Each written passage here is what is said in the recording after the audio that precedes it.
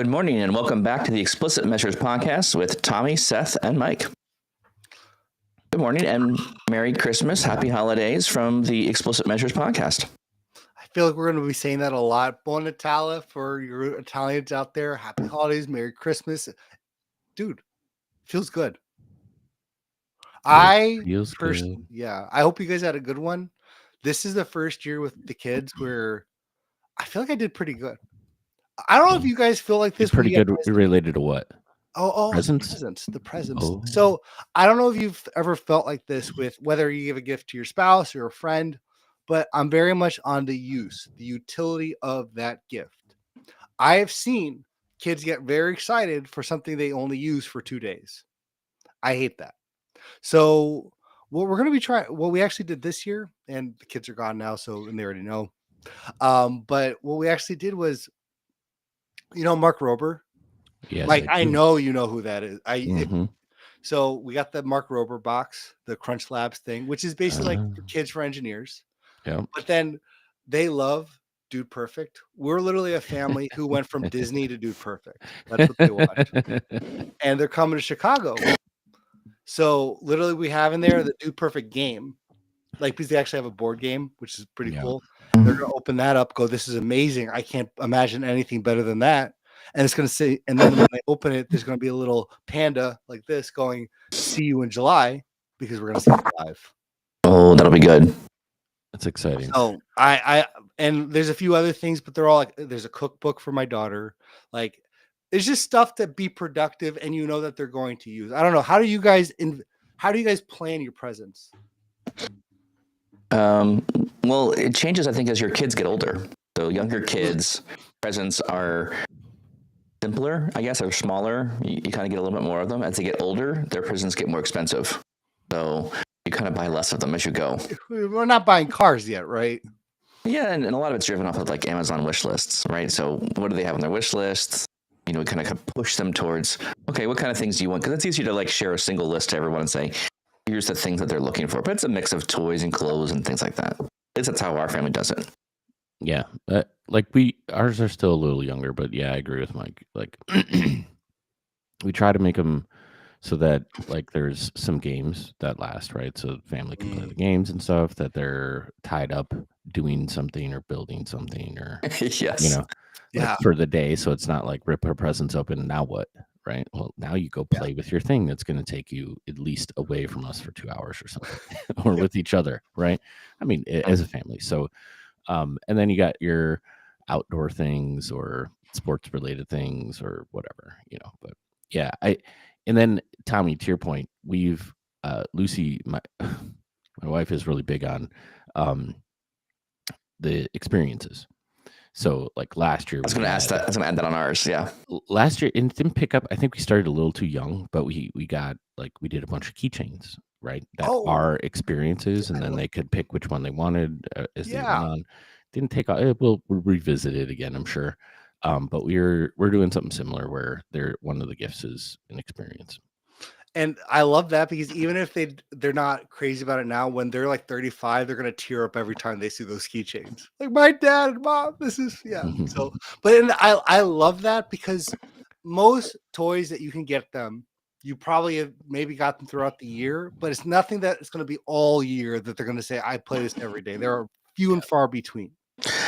Yes, I agree with you 100%, Tommy. And I would say one of the very few toys that we buy our kids that usually gets continually played with is the sets of Legos. So anytime sets of Legos seem to show up, we have what we call like Lego tables in each of the kids' rooms now. So they all have enough Legos that they can like build things. And so now they're like, we now challenge them a little bit. Hey, you're going to build XYZ thing. How about you build like and my daughter has what she calls the skyscraper. So she's built basically taken like a square of, I guess it's like one of those green squares, right? And on the green square, she builds an entire room. So it's like, this is the kitchen. So there's like a table and some chairs and like a little stove. And that's the room. And then she builds another layer of the hotel or the skyscraper, and that's another room. Here's the bedroom and then what they do is they take them all out on the ground and they like lay them down on the ground and they play with them. and then they build new things, and then new toys show up, but then they always add other things in there as well. So just kind of interesting, kind of like having them all kind of pulled together. But fairness is key. I like that. Like Oh when my when gosh, we yeah. laid them out, and I can't talk too loud because the kids are in the other room. But it's it's That is one of the things that we find is, equivalent presence. yes. Good. Good. Well, I'm happy to hear that. I'm happy everything went well. I want to talk more about the same thing because I will do that offline. And the Legos, we'll save that for January. Huge. I went to my first Lego store, Mike, with the kids. Mhm. I've never seen kids' minds explode until we went to the Lego store. So, yeah. My kid's into Technics, just like Mike. Oh, that's the I love Technics. He loves the hypercars. This is great. Well, do you guys get gifts? I know we're close on time, or we're doing great on time, but I made a deal with my wife, and neither of us follow it. But we said we're not going to get each other gifts on Christmas Day because we don't need that pressure. And yet, we still do it because I feel like it's one of those unwritten, like, well, you got to do something. But because my wife and I were very much on like what the season's about, and we're like, it's not about the presents. And we made a deal. We even did a handshake deal. That neither of you follow. A thing that neither of us follow, kind of thing. So, do you guys have kind of like an expectation with your friends or significant others on that? We do, but I don't follow it. Same kind of thing, Tommy. Yeah. I mean, we typically do gifts. Yeah, I typically don't follow it.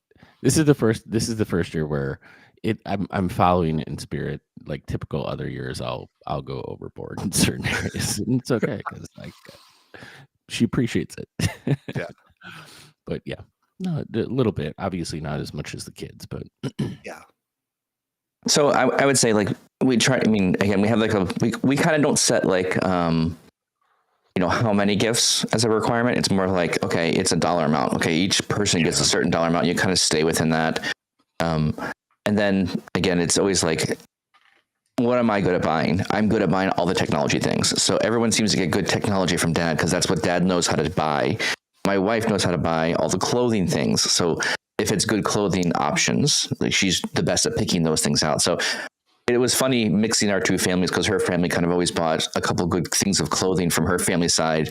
My side always kept buying technology. So it was like this really weird mix of like, everyone was getting things for Christmas, and it was a lot of mixed expectations in the beginning there because I was expecting to get a lot of like technology things for Christmas.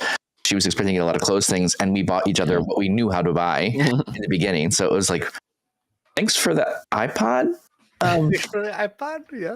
I mean, it's the big one. It's got like 100 gigs in it. Like, it's amazing. I'm going to say it's got a scrolly wheel too. Kind of a scrolly wheel, like, and expectations didn't quite land, I think, the right way potentially on that one. So that's things we got to figure out. Yeah. Anyways, let's get into our main topic today. I think this is a good transition. So this is, for those of you who are jumping in, our main topic is, this is a recorded episode. So we're kind of talking about things a little bit early so we can get a bit of a break around the holidays. But today we're going to jump in and we're going to talk a bit more around the organizational applications. So we've had for a while now apps from a workspace, and now we're talking about a new object that appears now in the workspaces. It's a little bit different how it behaves than what you previously have seen on workspace apps. This is now an organizational or org app. Let's jump in there a little bit. Tom, you want to just give a quick overview of maybe I feel like we should do a little bit of a comparison between what is the workspace app, and then we can start talking about what an org app is, and we can start maybe talking about some of the differences as well. And I believe we're probably on the third iteration of what an app is in Power BI since the inception of Power BI. One of the biggest things, if you've ever used an app, is it's basically the collection of content in your workspace meant for consumer views. Now, we've had the apps that they updated, I believe, in 2022, where we actually had a better navigation and user experience. But some of the biggest complaints by not just us, but everyone has been, it's good. But the problem is, if I have a large workspace, I can only create one app for that workspace. It was great when they introduced the app audiences. That's on my game changer list. It might not be on yours, but that's on my game changer list, the app audiences, because you could say this collection of content in the app for these group of people.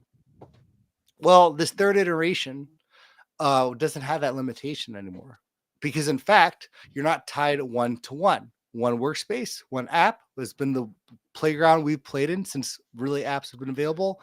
I can create as many apps as I want with any collection of content in that workspace available today. And Mike, to your point, unlike before where it was a setting on the top of the menu bar, this acts just like any other Fabric artifact. I want to create a notebook, and one of my other favorites is an org app, and I can do so. The other part too, what was the content available in an app? We had a report, you had a scorecard, you had a dashboard. Those are your three items that the consumer could experience and interact with. Well, now we have notebooks, which is, I feel like it's going to be a big part of our conversation. I can put a notebook in an org app, and I can put real-time dashboards. So I think the biggest difference here that we've really seen this comparison is we have the ability to create multiple apps in a single workspace. There's probably some limitation like 98 or something, but one that we're probably not going to reach. And the fact that we have other artifacts here with the experience. They're talking about doing some more here. It looks like the colors have been updated, because since the beginning, we've had the 12 colors. I don't know if we can, what else is coming up, but they said that we have a lot more planned. So this is a big deal because, again, the reason it's not just a product update is the biggest way organizations really deploy content to their organization is through an app. And any way to make that experience better and more customizable is going to be better for the organization. I would totally agree on that one. Then a couple of things I want to point out here, just off your initial kind of run through the feature here. The previous workspace apps is a Power BI only feature, Power BI specific. Right. The new organizational apps is a Fabric only feature. No, it's only a Fabric related thing. So exactly. So this is the org apps are, I believe, only available in Fabric. Well, it is on the Power BI blog. So I'm not entirely sure about that. But in the notes there towards the end, it says where are the differences. And so org apps are only a Fabric related things. One light trend I'm seeing here is Microsoft is, I think, going to continue building and developing things that are focusing themselves solely inside Fabric. It's going to be a Fabric bent or spin or however you want to kind of align that. It's going to continually be a Fabric specific world for them. They're going to keep building more things for the Fabric environment. I mean, at least, it's the premium experience, right? You're going to have access to the artifacts and other things within there that are in Fabric, right? So that makes a lot of sense.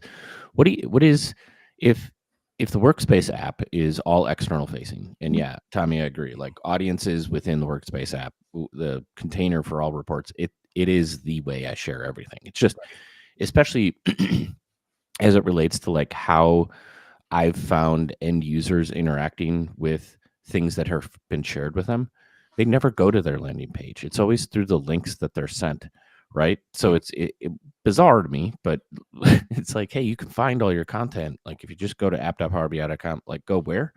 Didn't you share that report with me? And now I have this bucket. You have a link to all of the reports I'm ever going to share with you, and they're in this app, and that's what's nice. Does the audience change for these two in your guys' mind? Like the app audiences feature versus the org apps? So, yeah.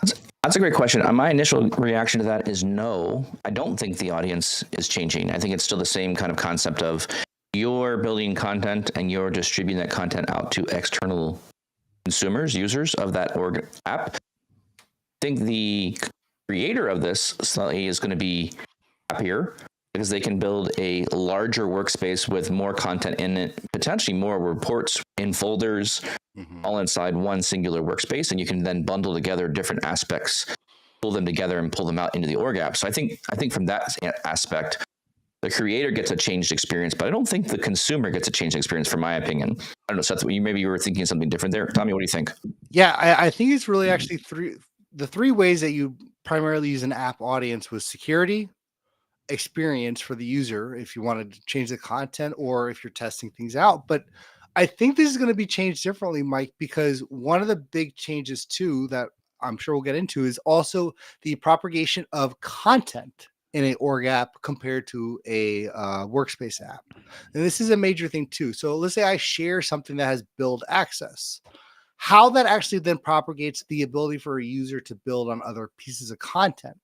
We all know how it works on the workspace app. It kind of propagates throughout it, but it's customized differently for an org app, where if a user's access granted to an org app results in content and for included items, it can also include those semantic models.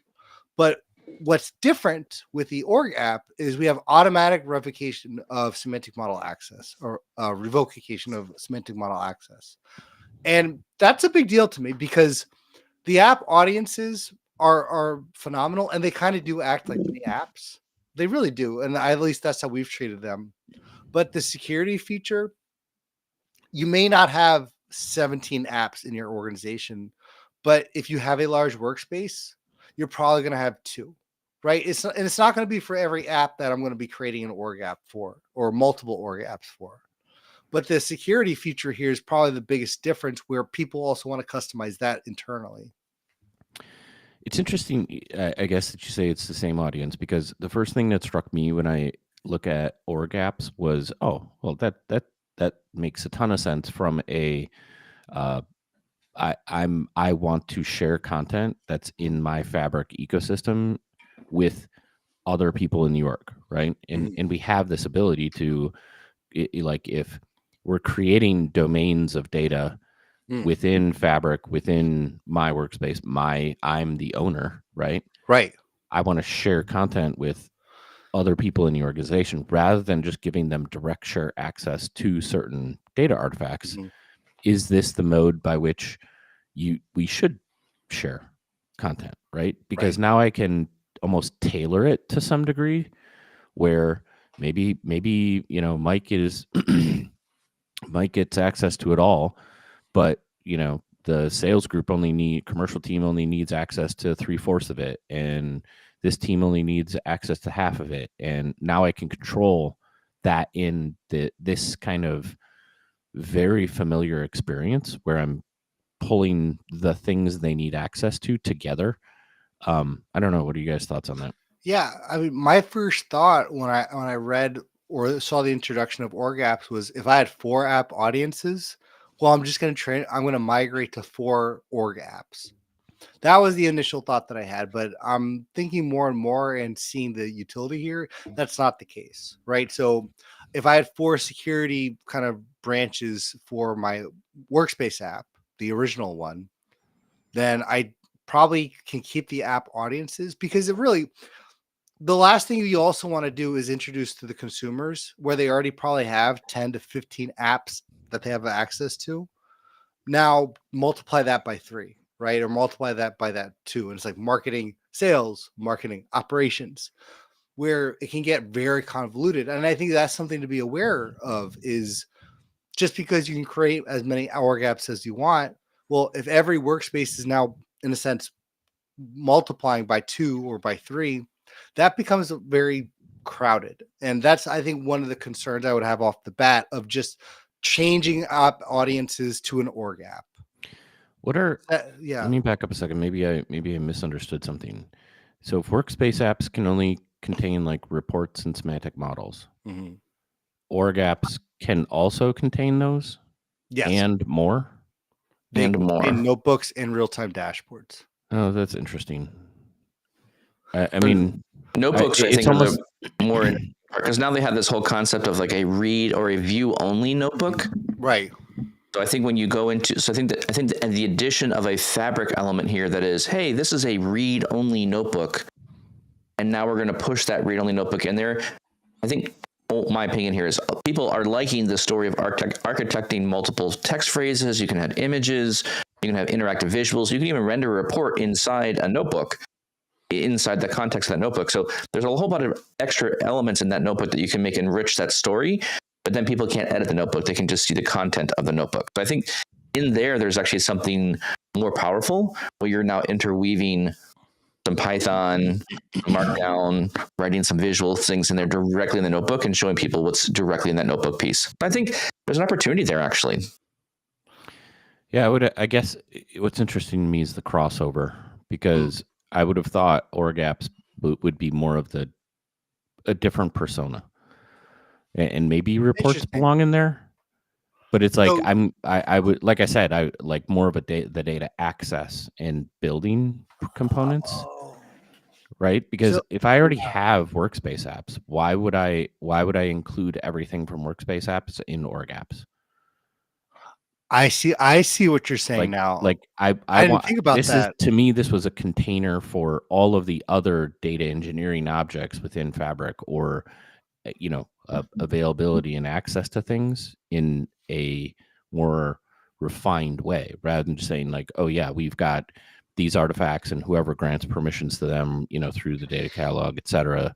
But no, it's more, we're going to build these things, and these things are for the extended organization, and now we bucket them in an org app. That is kind of where my thought was, like, to then throw in reports, semantic models, etc. Maybe that makes sense, but so if I'm picking up what you're putting down here, what you're basically saying in so many words is, we're not moving houses. We just bought a ski resort. We have a summer home as well. It's an addition to, not necessarily a migration from. Is that what that's the way I would? I feel like this is an enhancement or a bolt-on kind of thing, as opposed to a replacement for. So that consideration didn't come up to me at all. It would have to be anyway, because workspace apps are innately built into Power BI for external facing sharing experiences, whereas this is premium driven. It's Fabric, right? So you have to have a capacity that supports it. And it's intriguing too with the notebook idea here too, right? So I think there's two scenarios here. There's scenario A, or option one, where we're going to migrate our current workspace app, and we're going to migrate that to the org app. Better, if only because of some of the enhanced features from a user experience, the customized sidebar, and they're going to probably focus on that. We're not going to add notebooks at the given start on the launch. We're going to kind of keep the same user experience, but we're going to have the org apps for those audiences, just in a more enhanced experience. Option B is, in a sense, that summer home where we're building the in-law suite, where this is a much more data-driven type of experience, because we're going to include notebooks in here, and we're keeping that separate from the other content. I feel like those are kind of the two options, at least on launch, that you'd want to do this in your organization. I don't think there's option 3 or the third option, which would be, we're going to do everything all in one. I don't think you would do that on start. So what are your guys' thoughts there in terms of how you'd actually then introduce this to a wider audience or an organization? But I think my opinion here is, I think you're jumping into like, how do I teach my organization how to use them? I'm thinking about not necessarily the story of teaching them, but just what do you put in them? Like, what would be the end goal of the organizational application pieces? My opinion is the organizational app is going to be, I want it to have all the things of Fabric, right? So things that I think it's missing right now is, there's these things called explorations, where you're just making a single table and it's a single visual and you can play with stuff. That should be there. Maybe we should be able to add in a metric set. Here's a metric set where you can build your own little table on top of a subset of a semantic model. Where's paginated reports? They're not there. You can't embed them. I mean, I would argue the embedding of the real-time dashboards, okay, interesting. Like, but how many of those do I have laying around? So yes, those need to be part of it. So my impression is the organizational apps is the replacement to what a regular workspace application is in the context of Fabric, right? It does make sense to have, in Power BI context, you have no notion of a notebook. You have no notion of some of these artifacts that will appear inside the workspace. And who knows what other third-party visuals will show up in there. There's this whole workloads experience. What if someone else builds other visualization experiences inside your workspace using a workload? How can I get those into the application? So to me, like, that would be a better experience in general, would be like all of the things that are producing content visually or trying to display information notebooks, paginated reports, explorations, third-party workload, visualization stuff. All of that stuff should be able to be bolted directly into the org app, because I think that best utilizes all the features and capability of the fabric, right? That's why we went to fabric, to get all these extra things in it. I'm going to go slightly conservative here, because it's funny that you bring up the three other, there's really now 5 content centric or consumer centric artifacts in Power BI. Yes. Right. There's dashboards, reports, notebooks, what you said, metric sets, and then you said the Explorer too. And I think those are all one. And now a real-time dashboard, right? So it's 6 and then now. Real time is 6, which is insane.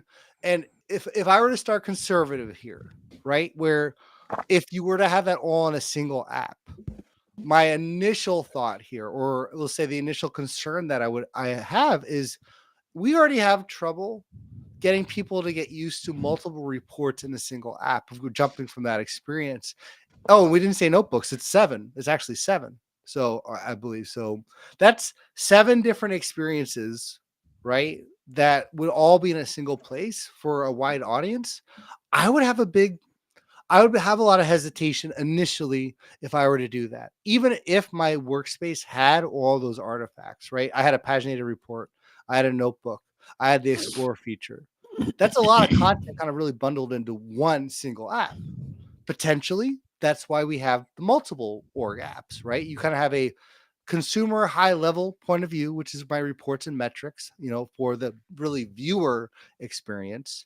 We have the who wants to play in the playground experience with the Explorer and notebooks. But my initial concern here is, you put this all in one, that's a lot of content and a lot of different cognitive load on someone, especially someone doesn't have an experience in 7 of those consumer experiences. So okay. So my answer is so. What's the point? Teach your team how to do it. Like what you're looking at is you're looking at where people are right now, and they are today currently in org apps. Okay, like that, to me, that's a moot point in my opinion, because it's like, well, they don't know how to use it. Fine, then that's on you to teach them so you can use the things. Like, as me as a designer or a builder of org apps, I want to pick whatever I want, right? I may have an org app that's audience is heavy data engineering or something like that. I may only put notebooks in a org app and send that out to a group of people. I may have a different audience of people that only can handle reports, and I'll only give them Power BI reports that may be a bit of paginated so they can export things. So again, I don't think you have to have this like concern around who's the audience or what do they need to know. I think you should focus on like, what should you do with the features, and then work backwards from there and say, okay, this is an effective way of visualizing and pushing out data. Let's work with that team, figure out what they need to know so they can use my dashboard in a good way. So I understand your point around the concern around there, but that's a data culture training thing issue, right, more so than the feature of the thing. So if I focus on the feature part, I would like to focus more on, like, my opinion here is make the feature part richer, and we'll figure out the training to get the people up to speed. That's easily solvable versus it just doesn't render like. So one other thought I think that's interesting here is, in the old org apps, you could only pick like 9 colors.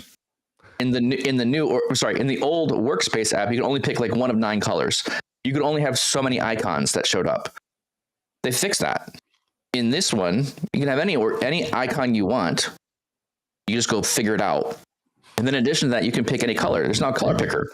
You can pick any color, any hex color code, all there. So like, they're solving all the what I would call the friction points that we had previously by giving us all the correct features this time. And I hope some of these features in the org apps actually roll back to the original one and say, hey, look, we're not going to make you just pick 6 colors in the app. Here's an actual color picker to let you pick whatever color you want. The traditional Power BI. It is a different feature experience, though, completely, because the Workspace app feels more like an implementation fit for purpose for the lay report consumer, right? Mm-hmm. And the reason I say that is like it's a versioned copy of whatever's in the Workspace.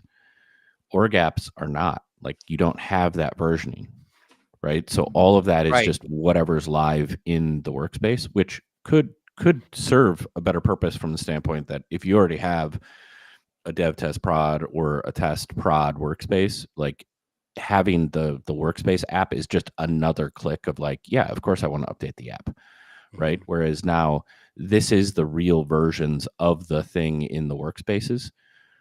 So that is different from the two different, from the experiences.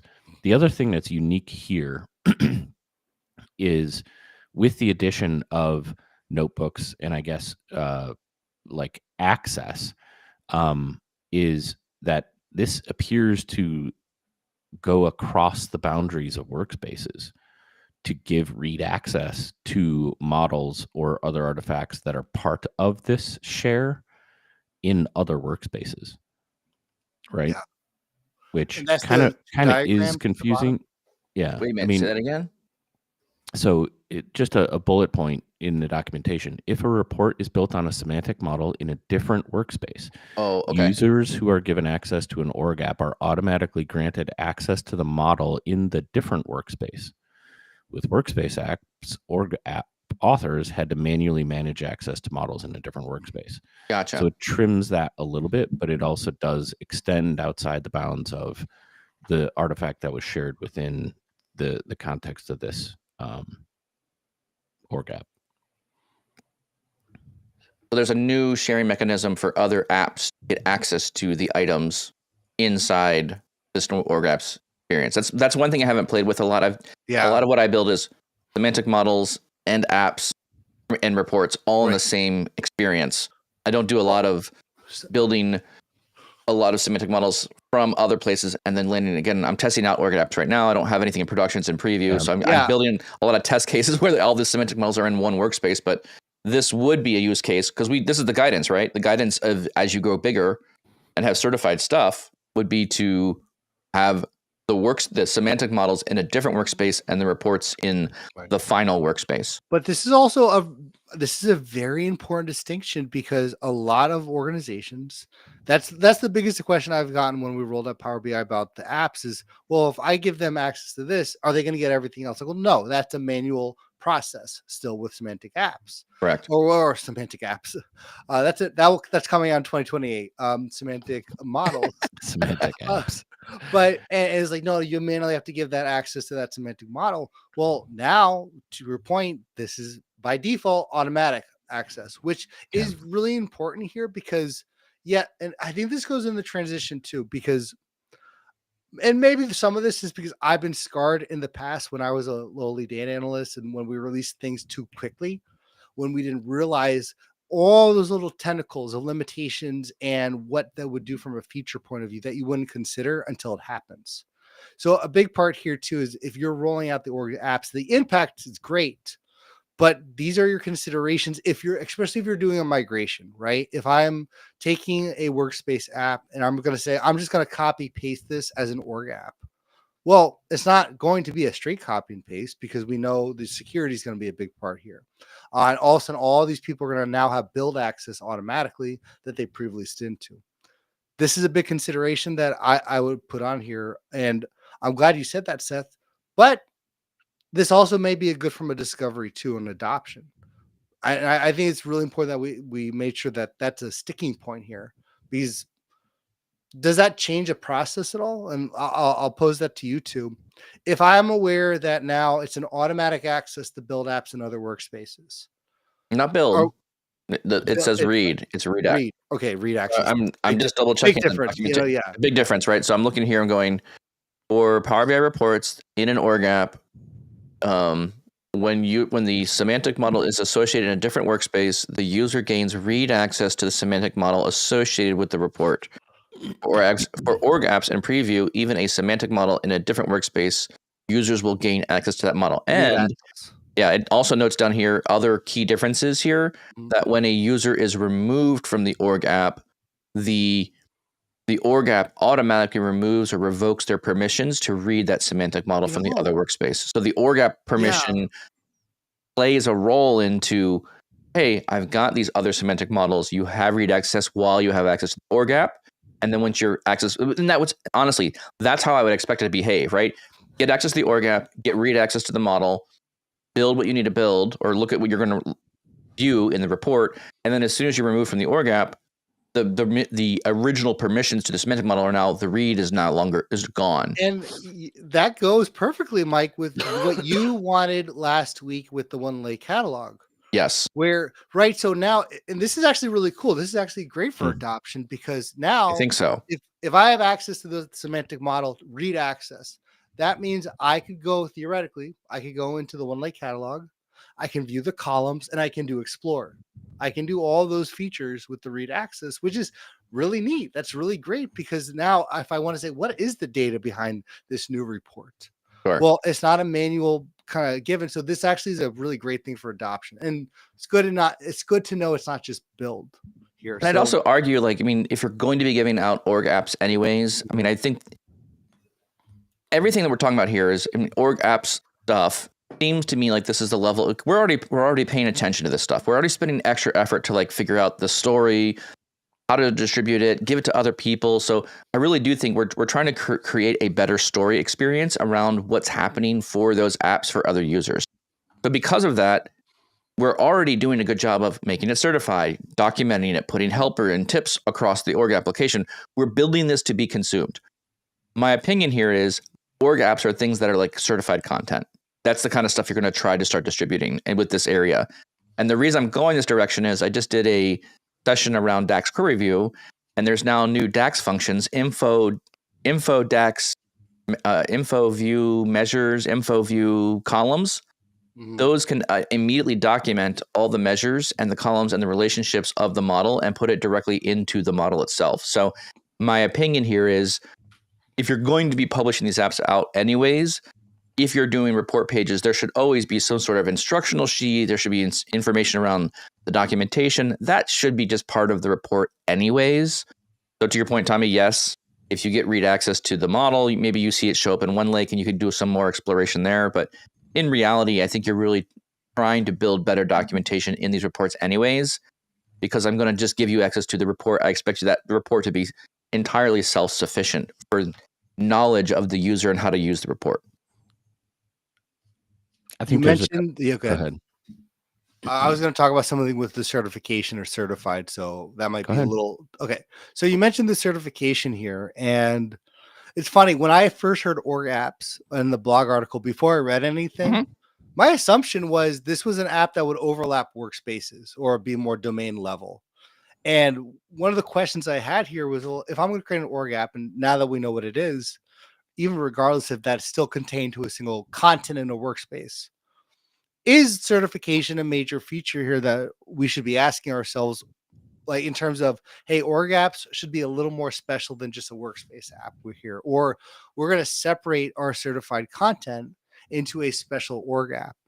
And because of the ability to, I feel like there's an argument here to be made that because of the ability to create multiple org apps, and if I have any certified content in that workspace, that should be separate.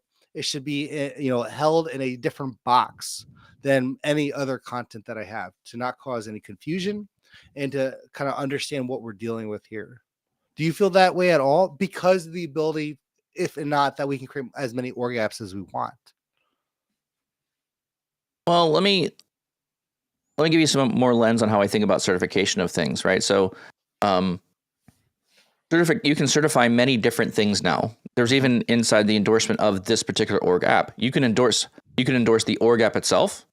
You can endorse the reports to be certified, and you can endorse the semantic models to be certified. Or even, I guess for that matter, you can certify the Lakehouse Gold layer that you're trying to pull everything from. So if you think about a trickle-down effect of what you think is certified or what content is coming from a certified area, you really do want to think about the full story of that, because it doesn't make any sense to have a semantic model pulling from a lakehouse that technically is not certified. You don't have any process around it.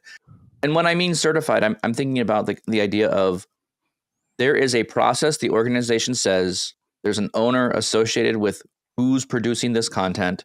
That way, when there's a problem, there's an issue, or we have to go back and rebuild something, the team can come back and say, hey, we know where to go get help from on this particular topic or area. to fix things.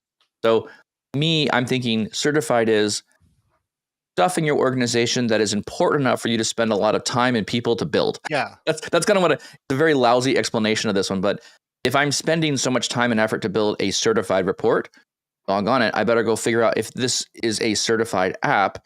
And then I could say for the org app to be certified, all the pieces of content to go into it must also be certified. But I think this is just a policy or a company mantra. There's no reason at all why you couldn't certify an app and not have content that's not certified.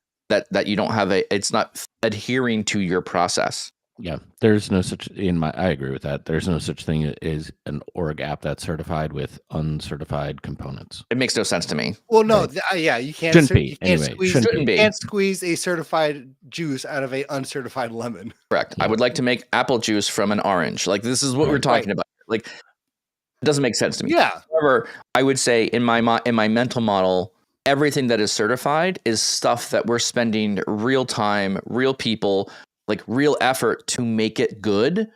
That's the kind of stuff that we should be focusing on, saying, okay, since we're spending so much effort to make this report amazing, clean the data, get a good semantic model, build all these things, you've already spent all the effort.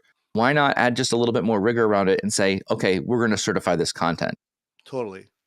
So that's why I'm going down that certified route. And I'm thinking, you can pop out a bunch of org apps that are not certified, but there's tagging too. So you could tag it with stuff like test or that's fine. But again, the question remains, now that you have the ability do you create two apps, one that has your certified content and one that does not?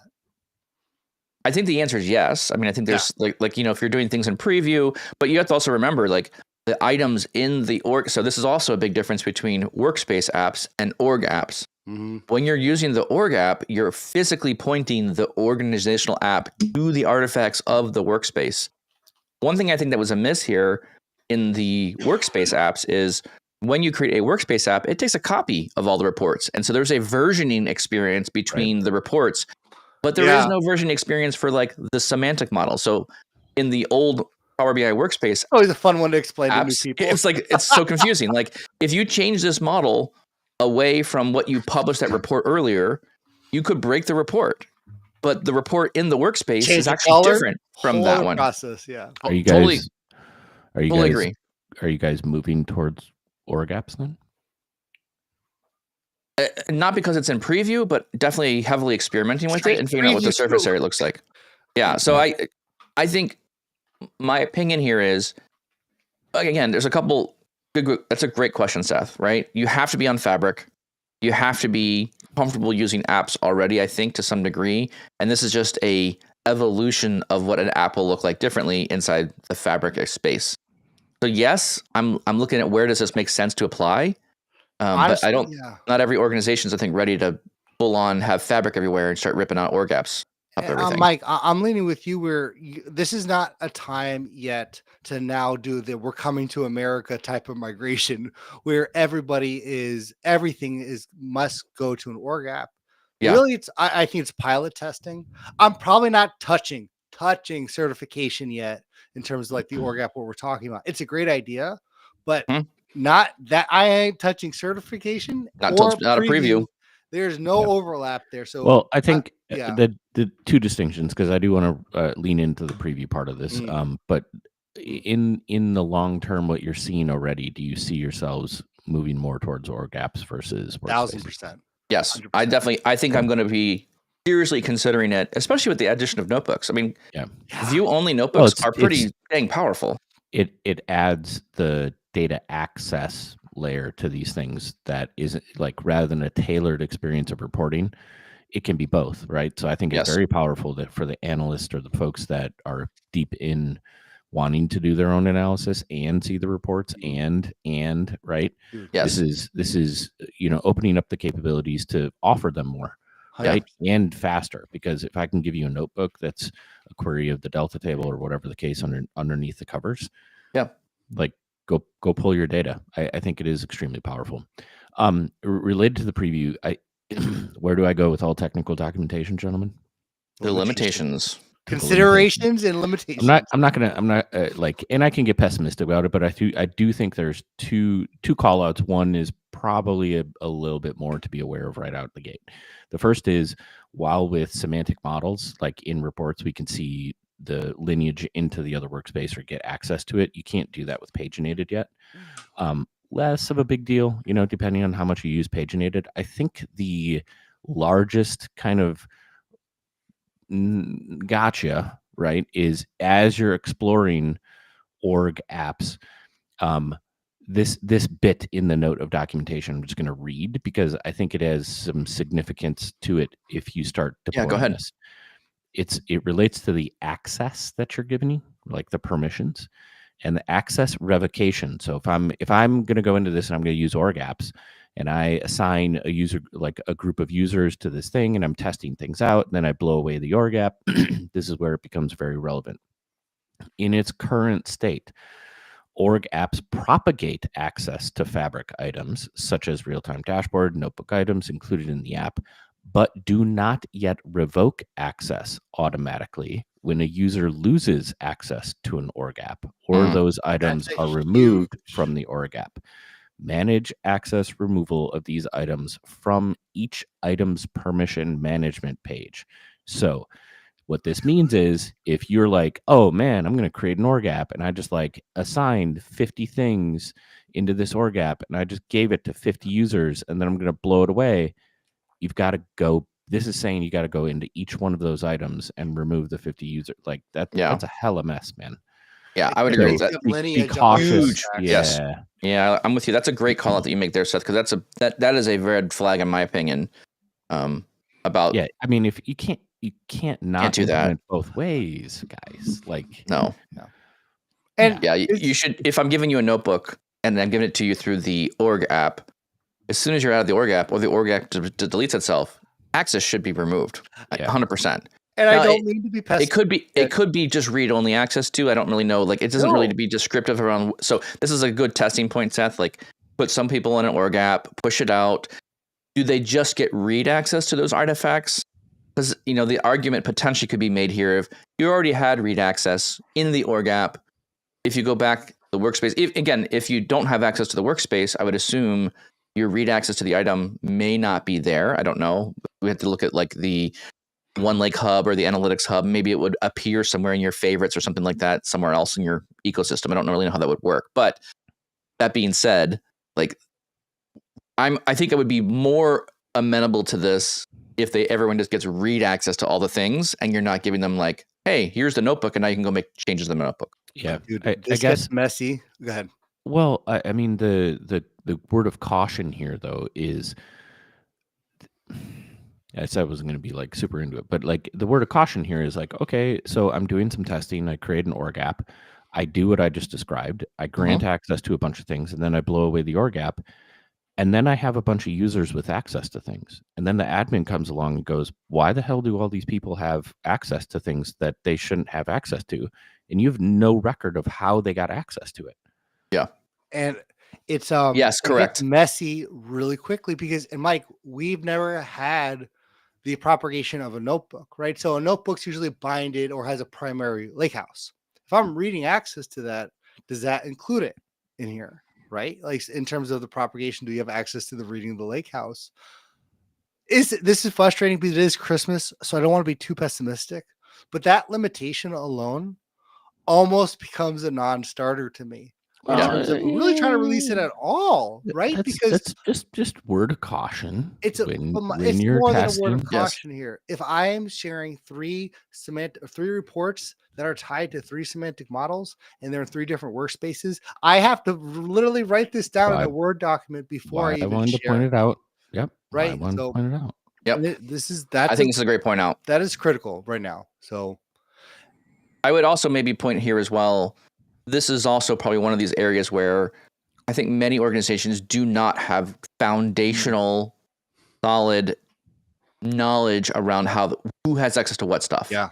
There's not good reporting to really do that. And to your point, Seth, like if there's a workspace and you're pulling out org apps from stuff and you're sharing things from that workspace, to me, that workspace is now important enough that you need to monitor who's got access to what things anyways. This should be part of a quarterly or weekly review anyways. And this is the downside of having Power BI and Fabric in front of you. it's easy to create a lot of things. It's much more difficult to remove and clean up access and deprecate things. But I think you have to have some internal policy that's going to really help clean permissions and users and items out of there. Is this stuff really deprecated? Do we need to have people removed from access? This is going to continue to happen, I think, over the time. And if organizations don't actually have a good, solid reporting around who has access to what content, I mean, you're going to need to have better reporting around this one. So Microsoft, I think, is going to give you better reporting eventually with admin monitoring. It's getting better, as I've been seeing over the months. It's been improving. But I think really to your point, Seth, like I need to go in and find when was that org app created? What do all the people have access to? And I need to evaluate, hey, the org app is no longer. Is there anything else I need to quickly go remove access for? And I agree. Yeah, I find it interesting that they would push this out in a preview without that, because when I don't want to go over. I'm going overboard. When you give a security dialog, when you're giving permission sets and groupings of things, what you're basically saying is, yeah, it works in one direction, but not the other. And if people don't read the technical documentation, they wouldn't understand that it's not working the way you'd want it to from a security perspective. Yeah. That grates me wrong. I think that's a miss. I don't think you push stuff out like that with that as a caveat in a note at the end of your technical documentation. You'd push it out. You'd fix that before preview. Before preview. That's a have to have.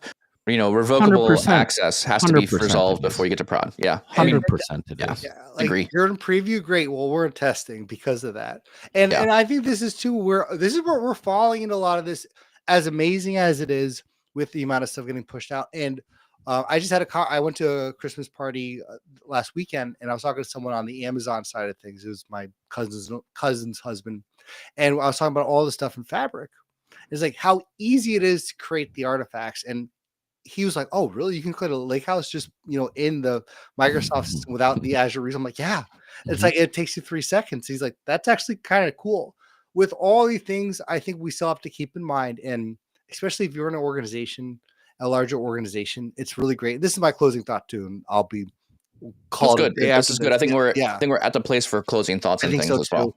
Mm-hmm. That as amazing as all these features are, and you see the blog article, or you just see something pop up in Fabric, it's important that you really keep those considerations in mind. And again, not saying don't try it and don't, you have to wait till it's out of preview, but this is important. We've just, I think, really touched on things that could make or break a lot of CFOs or CTOs, idea of what Fabric is. So keep in mind that, but also I'm absolutely putting this as a test in a pilot program. Sure. I'm not releasing this yet, and I cannot wait till some of this is updated because I want to migrate everything to this.